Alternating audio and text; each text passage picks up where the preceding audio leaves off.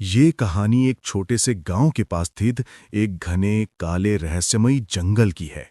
दूरी से देखने पर यह जंगल शांत लगता था, लेकिन जैसे जैसे कोई पास जाता, एक अनजानी ऊर्जा हवा में घुली महसूस होती। कहा जाता था कि इस जंगल में एक भूतिया कंकालों का साम्राज्य है। अंधेरी रातों में वहां से आती खड़खड़ाती आवाजें, चीखें और अजीब हरकतें गांव वालों को सहमा देती थीं। कई पीढ़ियों से गांव में ये मान्यता थी कि ये जंगल इंसानों के लिए नहीं बना, ये मृत आत्माओं का घर है और इन आत्माओं के गुस्से से बचकर कोई नहीं निकल सकता। गांव के बड़े बूढ़े कहा करते, शाम होते ही पेड़ों की परछाइयां बदल जाती हैं और रात होते ही कंकालों की सेना जाग उठती है। रात के समय जंगल से गुजरना तो दूर, जंगल की ओर देखना भी लोगों के लिए हिम्मत का काम था। चांद की रोशनी भी इस जंगल में जाकर थरथरा उठती थी। गांव की औरतें बच्चों को चेतावनी देतीं, जंगल के पास मत जाना, वहां असली मौत रहती है।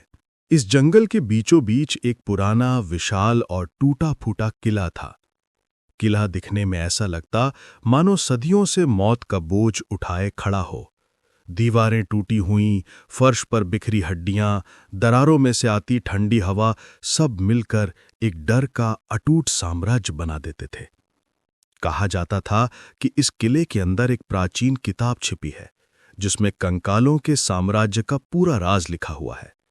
लेकिन कोई भी वहां जाकर इस किताब को खोजने की हिम्मत नहीं करता था। गांव में एक साहसी, जिज्ञासु और निडर लड़का था, नीलय। उसे बचपन से ही रहस्यमयी कहानियां सुनना पसंद था। वो हमेशा सोचता था कि आखिर वो कंकाल कौन हैं, उनकी आत्माएं क्यों भटक रही हैं। जहां गांव वाले डर कर भागते, नीले वहीं खड़ा होकर सोचता कि सच्चाई क्या है। जब उसने किले में छिपी किताब के बारे में सुना तो उसके भीतर जिज्ञासा और भी बढ़ गई।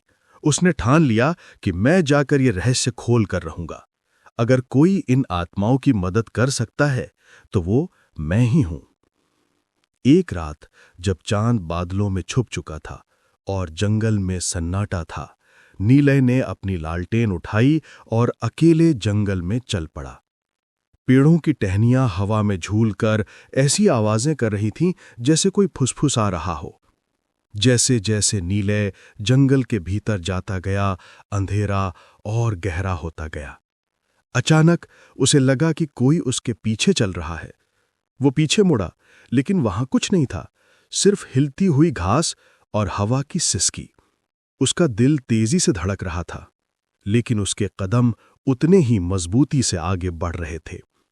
आखिरकार नीलय किले के विशाल टूटे दरवाजे के सामने खड़ा था।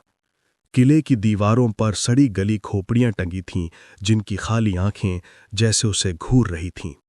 जैसे ही नीले ने किले के अंदर पैर रखा, अचानक एक भारी आवाज गूंजी, तुम यहां क्या कर रहे हो? नीले का पूरा शरीर कांप गया।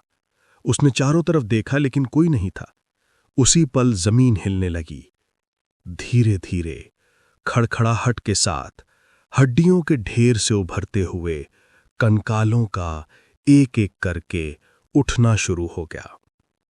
कंकालों की आंखों में नीली आग जल रही थी। उनके हर कदम की आवाज नीले की सांसें रोकते रही थी। एक कंकाल आगे बढ़ा और गरज कर बोला, तुमने हमारे साम्राज्य में आने की हिम्मत कैसे की? नीले ने डर दबाते हुए पूछा, तुम लोग कौन हो और इस किले में क्यों भटक रहे हो? तभी एक ऊंची गूंजती हुई आवाज आई। कंकालों का राजा सामने आ चुका था।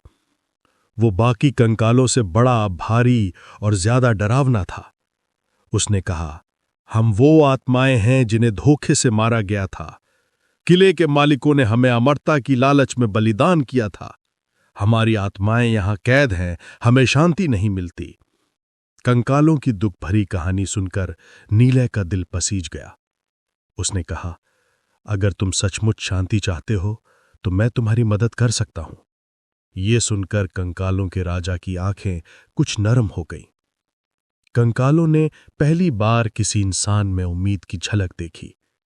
राजा बोला, हमारी मुक्ति उस प्राचीन किताब में है, लेकिन उसे पढ़ने की हिम्मत किसी में नहीं थी। नीले ने साहस दिखाया। किले की अंधेरी अलमारियों और टूटे कमरों के बीच खोजते हुए उसने वो किताब पाली। जैसे ही उसने किताब खोली, एक पवित्र प्रकाश चारों तरफ फैलने लगा। नीले ने किताब में लिखा मंत्र पढ़ा, कंकालों पर एक सफेद उजाला गिरा, उनकी हड्डियां पिघलने लगीं और अंत में केवल एक शांत हवा रह गई। उनकी आत्माएं मुक्त हो चुकी थीं। अगली सुबह नीलय गांव लौटा। गांव वाले पहले तो डर गए कि शायद वो भी भूत बन गया होगा, पर जब उन्होंने नीलय को सुरक्षित देखा तो खुशी से झूम उठे। लोग उसके साथ जंगल गए और सब दंग रह गए। जंगल पहले जैसा डरावना नहीं था। हवा अब भारी नहीं बल्कि हल्की और सुगंधित थी। किला अब भूतिया नहीं, सिर्फ एक पुराना खंडहर था। कंकालों का साम्राज्य खत्म हो चुका था, शाप टूट चुका था। गांव के लोगों ने नीले को एक नायक का दर्जा दिया। उन्होंने उसकी बहादुरी, दया और समझदारी की मिसाल दी। अब जंगल को देखने कोई नहीं डरता था। ये कहानी गांव की सबसे यादगार कथा बन गई और नीले, वो हमेशा याद किया जाता है, एक लड़के के रूप में जिसने डर नहीं, दया को चुना। दोस्तों, अगर आज की कहानी ने आपके दिल को जरा सा भी छुआ हो तो वीडियो को लाइक जरूर करें और ऐसे ही नई नई दिल छू लेने वाली कहानियां सुनने के लिए मलिक रिएक्शन को सब्सक्राइब करना ना भूलें। हम बहुत जल्द फिर मिलेंगे एक नई कहानी के साथ, एक नए एहसास के साथ। तब तक खुद का भी ख्याल रखें और अपने अपनों का भी। जय हिंद।